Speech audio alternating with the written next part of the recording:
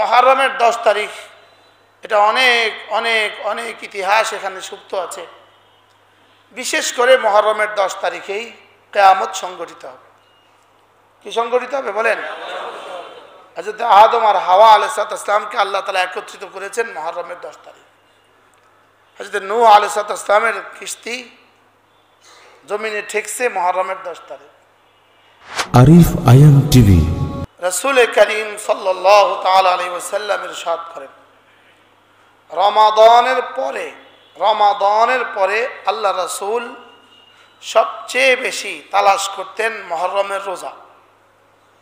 বলেন, রমাদানের পরে আল্লাহ রাসূল সবচেয়ে বেশি তালাশ করতেন কি?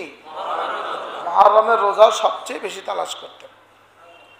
মুহররমের 10 তারিখ সমস্ত নবীদের উম্মতের উপরে রোজা রাখা ফরজ ছিল। আর রমজানের রোজা দ্বারা আমাদের উপরে মুহররমের 10 তারিখের রোজা কি হয়ে গেছে? রহিত হয়ে গেছে। কোনো ইবাদাতের ফরজিয়ত যদি রহিত হয়, ওই ইবাদাতের মূল আসল বাকি থাকে। আসল কি থাকে? আসল বাকি থাকে। এজন্য সমস্ত নবীদের জমানার সমস্ত ইবাদাতের মূল ধরন কাছাকাছি। মূল ধরন কি? কাছাকাছি। আমাদের নবীজির উপরে অবতারিত ইবাদাতের দ্বারা আগের সমস্ত ইবাদাত মনসুখ তো হয়েছে ঠিক, লেকিন কিছু কিছু ইস্তেবাবিয়ত বাকি আছে। ইস্তেবাবিয়ত কি আছে? বাকি আছে। এই জন্য মুহররমের 10 তারিখের ফরজিয়ত তো সাকিত, লেকিন ইস্তেবাব কি আছে? বাকি আছে। রাসূল করিম সাল্লাল্লাহু তাআলা আলাইহি ওয়াসাল্লাম যখন মদিনায়ে তয়্যিবায় গেলেন, আল্লাহর নবী দেখলেন মদিনার ইহুদিরা এই দিনে রোজা রাখে, মুহররমের 10 তারিখ রোজা রাখে। তো রাসূল বলেন, ওয়া নাহনু আহাক্কু বিমূসা মিনকুম, মূসা তোমাদের কাছ থেকেও আমাদের কাছে বেশি প্রিয়। মূসা আলাইহিস সালামকে অনুসরণ করা আমরা আরো বেশি হকদার। আরো বেশি কি? হকদার। এই জন্য আগামী বছর রাসূল বলেন, আগামী বছর যদি আমি বেঁচে থাকি তাহলে আমি অবশ্যই রোজা রাখব, এবং দুটো রাখব। ওরা 1-10 তারিখ রাখে, আমরা 9-10 রাখব। আমরা কি রাখব? এমনকি বুখারী মুসলিমের হাদিস, রাসূল পরবর্তী বছর মুহররমের 9 তারিখে ঘরের বাচ্চাদেরকেও রোজা রাখতে দিয়েছেন। দুগ্ধপোষ্য বাচ্চাদেরকে দুধ পান করতে দেন নাই। দুধের বাচ্চাদেরকে কি করতে দেন নাই? দুধ পান করতে দেন নাই। দুধের বাচ্চাদেরকেও রাসূল রোজা রাখিয়েছেন। হাসান আর হুসাইনকেও রোজা রাখিয়েছেন। সাহাবাদের মেয়েরা বলেন, আমরা খেলনা রাখতাম, খেলনা। বাচ্চারা যখন কান্নাকাটি করতো, আমরা বাচ্চাদের হাতে খেলনা দিতাম, আর বাচ্চারা কান্না ভুলে যেত, খাবার ভুলে যেত। রাসূল করিম সাল্লাল্লাহু তাআলা আলাইহি ওয়াসাল্লাম ইরশাদ করেন, আহতাসিবু আলাল্লাহ, আহতাসিবু আলাল্লাহ, আল্লাহ তাআলার কাছে আমি আশা করি মুহররমের 10 তারিখ রোজার দ্বারা আল্লাহ তাআলা ইউকাফিরু সানাতান ওয়াহিদাতান, এক বছরের গুনাহ মাফ করে দিবেন।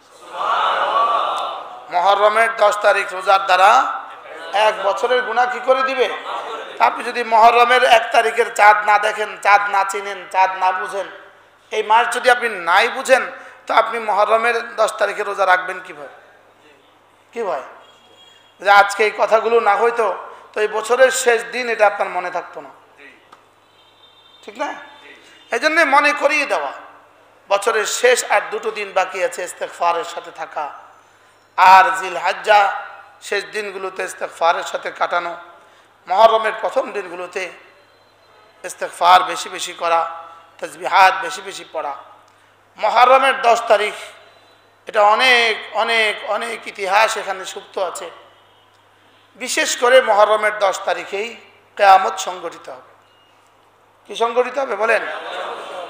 হযরত আদম আর হাওয়া আলাইহিস সালামকে আল্লাহ তাআলা একত্রিত করেছেন মুহররমের 10 তারিখ। হযরত নূহ আলাইহিস সালামের কিস্তি জমিনে ঠেকছে মুহররমের 10 তারিখ। সমস্ত নবীদের ওয়াকিয়াতগুলো মুহররমের 10 তারিখের সাথে সম্পৃক্ত। এই জন্য মুহররমের 10 তারিখে অবশ্যই আমরা রোজা রাখবো ইনশাআল্লাহ। 9-10 কয় দিন? 2 দিন। 9 তারিখ অথবা 9 তারিখ রোজা রাখলে 10 তারিখ ছুটবে না। 9 তারিখ রোজা রাখলে 10 তারিখ আর ছুটবে না। এই জন্য রাসূল এই কথাও বলেন আমি 9 তারিখে রাখবো কেন, যেন 10 তারিখ ছুটে না যায়। 9 তারিখে ইহতিমাম করলে আর 10 তারিখ ছুটবে? এই জন্য 9 তারিখ আর 10 তারিখ আমরা ইনশাআল্লাহ রোজা রাখার চেষ্টা করব। আল্লাহ তাআলা আমাদেরকে তৌফিক দান করুন। এই দিনগুলো বেশি বেশি ইস্তিগফার করা, বেশি বেশি তাসবিহাত পড়া। লাতাইফুল মারিফ আল্লামা ইবনে রাজব হাম্বলি রাহমাহুল্লাহ শুধু এই মাসের ফজিলতের উপরে অনেক পৃষ্ঠা লিখছেন, 40-50 পৃষ্ঠা লিখছেন। আমি এগুলো পড়ে আসছিলাম আপনাদেরকে বলার জন্য। তিনি এক হাদিস নকল করেছেন আজীব, বলেন যে অসংখ্য মনীষীদের বুজুর্গদের কওল নকল করেছেন যে মুহররমের 10 তারিখে সমস্ত জানোয়ারও রোজা রাখে।